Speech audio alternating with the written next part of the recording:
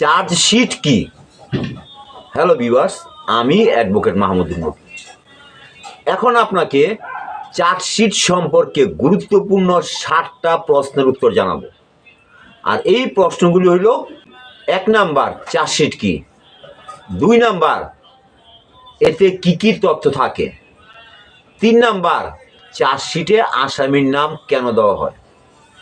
4 number, chargesheet থেকে আসামির নাম কেন বাদ দেওয়া হয়? তারপর 5 নাম্বার প্রশ্ন, চার্জশিট মিথ্যা হলে কি পদক্ষেপ নেবেন? 6 নাম্বার, নারাজির দরখাস্ত কে করতে পারবে এবং নারাজির দরখাস্ত কাকে বলে?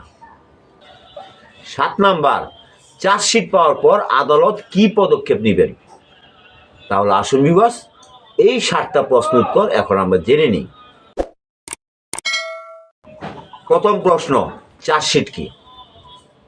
তো চার্জশিট হলো একটা ইংরেজি শব্দ, এটার বাংলা অর্থ হলো অভিযোগপত্র। আর এই সম্পর্কে ধারণা দেওয়া হয়েছে ফৌজদারি কার্যবিধি আইনের 173 ধারাতে। এই ধারাতে বলা হয়েছে, ফৌজদারি মামলার তদন্ত কর্মকর্তা ঘটনা তদন্ত করে যদি প্রমাণ পান যে ঘটনার সাথে আসামির সংযুক্ত আছে, তাহলে তিনি আদালতে যেই তদন্ত প্রতিবেদন দাখিল করবেন সেই তদন্ত প্রতিবেদনের নাম হইল চার্জশিট। তো এখন আপনাকে একটা উদাহরণ দিব যাতে বিষয়টা আপনি একেবারেই সহজে বুঝতে পারেন। যেমন ধরুন, একজন ব্যক্তি আপনার নামে থানায় গিয়া বা কোর্টে গিয়া একটা মারপিটের মামলা করলো। তো এই মামলার ঘটনা সত্য কিনা সেটা যাচাই করার জন্য একজন তদন্ত কর্মকর্তা নিয়োগ হইল। তারপর সেই তদন্ত কর্মকর্তা ওই ঘটনাস্থলে গেলেন, তারপরে তদন্ত করলেন। এই তদন্ত তিনি গোপনও করতে পারেন, আবার প্রকাশ্য করতে পারেন। তারপর ওই ঘটনার আশেপাশে অনেক লোককে জিজ্ঞাসাবাদ করলেন। তারপরে এই মামলাটা যখন করা হয়, তার কিছু ভিডিও দেওয়া হয়েছিল, তার কিছু ছবি দেওয়া হয়েছিল। তারপর তিনি এই সকল তথ্য সব একত্র করলেন, তারপর তিনি এটা বিবেচনা করলেন। এখন বিবেচনা করে দেখলেন যে ওই ঘটনার সাথে আপনি সরাসরি সংযুক্ত, কিন্তু আপনার ইন্ধনের কারণেই এই ঘটনা ঘটছে, আপনি এই ঘটনা সরাসরি সামনে ছিলেন, এই ধরনের তথ্য কিন্তু তিনি খুঁজে পাইলেন। তখন তিনি কি করবেন? তখন ওই তদন্ত কর্মকর্তা ওনার তদন্ত প্রতিবেদনে আপনার নামটা লিখবেন, আপনার পরিচয় লিখবেন, আপনার ঠিকানা লিখবেন, আর আপনি কী অপরাধ করছেন সেটা বর্ণনা দিবেন। বর্ণনা দিয়া তারপরে ওই তদন্ত প্রতিবেদনটা উনি কোর্টে জমা দিবেন। আর এই তদন্ত প্রতিবেদন নাম হলো চার্জশিট বা অভিযোগপত্র। এবার 2 নম্বর প্রশ্ন, চার্জশিটে কি কি তথ্য থাকে? আসলে অনেক রকমের ঘটনা নিয়েই কিন্তু মামলা হয়, এক একটা তদন্ত প্রতিবেদন এক এক রকম। তো সাধারণত যেগুলি হয়ে থাকে সেই বিষয়গুলি এখন আপনাকে জানাবো। যেমন একটা চার্জশিটের মধ্যে যে অভিযোগ করে তার নাম, পরিচয়, ঠিকানা থাকে। তারপর যেই সকল আসামিদের নামে মামলা করা হয়েছে সেই সকল আসামিদের নাম, পিতার নাম, পরিচয়, ঠিকানা এগুলো থাকে। আবার কারা পলাতক আছে তাদের নামও থাকে। তারপর কোন কোন আসামি জামিন নিছে সেটাও উল্লেখ থাকে।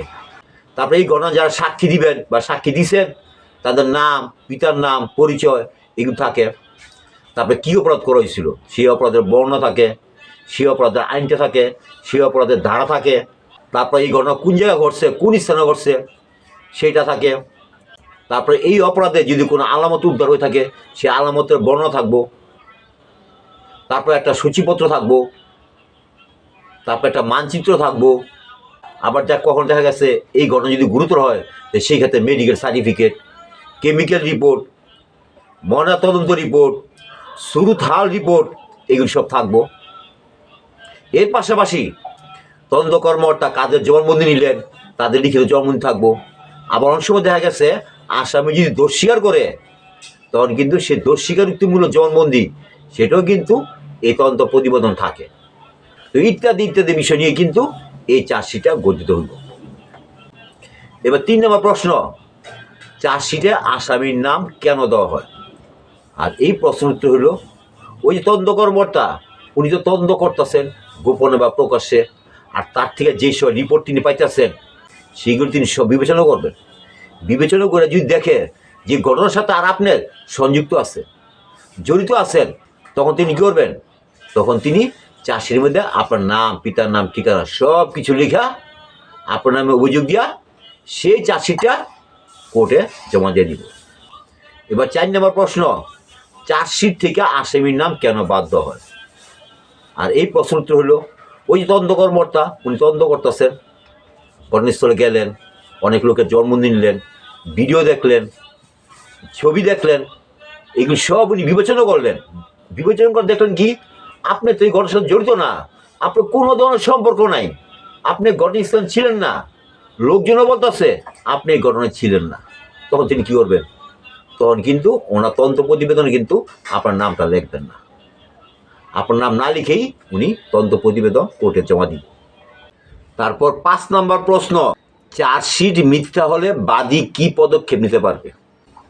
আর এই প্রশ্নের উত্তর হলো, অনেক সময় দেখা গেছে কি, মামলা তদন্ত কর্মকর্তা মামলার বিষয় নিয়ে তদন্ত করার সময় অনেক রকম লোকের তাকে মানসিকভাবে চাপ দেয়, আবার কেউ ফোনও করে, আবার কেউ হুমকি দেয়, কেউ চাকরি বদল হুমকি দেয়, এরকম ইত্যাদি ইত্যাদি বিভিন্ন কারণে ওই তদন্ত কর্মকর্তা কী করেন, চার্জশিট থেকে আসামির নাম বাদ দিয়ে দেয়। এখন এই চার্জশিটটা আপনার হাতে আসলো, আপনার মামলার বাদী, এখন আপনাদের চার্জশিট দিকে হতভম্ব হয়ে গেলেন। আপনার বলতেছেন হায় হায়, যে আসল আসামি, যে ঘটনা ঘটালো, তার নাম দিয়ে চার্জশিটের মধ্যে নাই গা। আপনাদের চিন্তা করছেন এ তো আপনি ন্যায় বিচার পাবেন না। এখন আপনি কি করবেন? আর এই ক্ষেত্রে আপনাকে আইন একটা অধিকার দিচ্ছে, আর সেই অধিকারটা হলো, এই যে চার্জশিটটা আছে, এই চার্জশিটটাকে অধিকতর তদন্ত করার জন্য আপনি বিজ্ঞ আদালতের কাছে নারাজি দরখাস্ত দিতে পারবেন। এবার 6 নম্বর প্রশ্ন, নারাজি দরখাস্ত কে করতে পারবে এবং নারাজির দরখাস্ত কাকে বলে? এই প্রশ্নের উত্তর হলো, নারাজির দরখাস্ত কোর্টের কাছে একমাত্র মামলার বাদী করতে পারবো, আসামি কখনো নারাজির দরখাস্ত কোর্টের কাছে করতে পারবো না। এবার নারাজি অর্থ হইল, এখানে 2টা শব্দ আছে, একটা না, একটা রাজি। তার মানে কি, আমি রাজি না, আমি এটা মানি না। তাহলে কোন বিষয়ে আপনার রাজি না? সেটা হলো কি, ওই যে চার্জশিটটা, এই চার্জশিটটা আপনি মানেন না, আর এই চার্জশিট আপনার সমর্থন করেন না। কেন সমর্থন করেন না, কেন আপনি মানেন না? এর কারণটা হলো কি, এর কারণটা হলো তদন্ত ঠিকমতো হয় নাই, যে প্রকৃত আসামি তাকে বাধ্য হয়েছে, ইত্যাদি ইত্যাদি কারণ। তখন কি করতে হইব? তখন আপনার উকিল সাহেব এই চার্জশিটকে অধিকতর তদন্ত করার জন্য বা পুনরায় তদন্ত করার জন্য কোর্টের কাছে একটা নারাজি দরখাস্ত দিবেন। আর সেই দরখাস্তের মধ্যে চার্জশিটে কী কী ভুল আছে, কেন চার্জশিট সঠিকভাবে তদন্ত হয় নাই, কাদের নাম বাদ দেওয়া হয়েছে, এগুলি সব ইত্যাদি ইত্যাদি লেখা আপনি কোর্টে জমা দিবেন। তারপরে হিয়ারিং করবো আপনার উকিল সাহেব। তখন কোর্ট আপনার নারাজি দরখাস্ত বিবেচনা করবো, আপনার উকিল সাহেবের হিয়ারিং বিবেচনা করবো, আরও কাগজপত্র সব বিবেচনা করব। বিবেচনা করে যদি মনে করেন যে ঘটনা সত্য, তাহলে তিনি আবার এই মামলার ঘটনা তদন্ত করার জন্য অন্য কোনো প্রতিষ্ঠানকে বা অন্য কোনো তদন্ত কর্মকর্তাকে আবার দেখতে দিবেন। এইভাবে বাদী নারাজি দরখাস্তের মাধ্যমে পূর্বের চার্জশিটকে অধিকতর তদন্ত করার জন্য কোর্টের কাছে আবেদন করতে পারবো। এবার আছে 7 নম্বর প্রশ্ন, কোর্ট চার্জশিট পাওয়ার পর কি পদক্ষেপ নিব? এই প্রশ্ন উত্তর হলো, যখন মামলার তদন্ত কর্মকর্তা মামলার চার্জশিটটা বিজ্ঞ কোর্টের কাছে জমা দিবেন, তখন বিজ্ঞ কোর্ট এই মামলার যে বাদী তাকে একটা সমন দিবেন, আর ওই সমনের মধ্যে মামলার তারিখ লেখা থাকবো। তারপর মামলা বাদী সেই সমনটা পাইবেন, পাইয়া মামলার তারিখ দিন কোর্ট আসবেন। আইসে কি করবেন? আইসা উনি মামলার চার্জশিটটা দেখবেন, দেখবেন এই চার্জশিটটা কি তিনি মানেন কিনা, এই চার্জটা সঠিক আছে কিনা, এই চার্জশিট থেকে কোনো আসামির নাম বাদ পড়ছে কিনা ইনিগুলি দেখবেন। যদি দেখেন যে না, এই চার্জশিট ঠিক না, এই চার্জশিটটা ভুল, এই চার্জশিটটা মিথ্যা, তখন তিনি কি করবেন? তখন তিনি আইনজীবীর মাধ্যমে ওই বিজ্ঞ আদালতের কাছে এই মামলার ঘটনা আবার তদন্ত করার জন্য বিজ্ঞ আদালতের কাছে একটা নারাজি দরখাস্ত দিবেন এবং নারাজির দরখাস্তের বিষয়ে শুনানি করবে। আর যদি বাদী মনে করে যে না, এই মামলার চার্জশিট ঠিক আছে, এটা সঠিক, এতে তিনি ন্যায় বিচার পাবেন, তখন কোর্ট কি করব? তখন কোর্ট এই মামলাটা বদলি করে আরেক কোর্টে পাঠা দিব। আর ওই কোর্টের নাম হইল বিচারিক আদালত, অর্থাৎ ওই কোর্টের মামলার সাক্ষী শুরু হইব, মামলা জবানবন্দি হইব, জেরা হইব, আগ্রমণ হইব, তারপরে রায় হইব, ইত্যাদি ইত্যাদি। তো এই ছিল আজকে প্রশ্ন উত্তর পর্ব। এই সম্পর্কে যদি আপনার কোনো প্রশ্ন থাকে তাহলে আপনি আমার কমেন্ট বক্সে প্রশ্ন করবেন, আমি তার উত্তর দিতে চেষ্টা করব। আজ এই পর্যন্তই।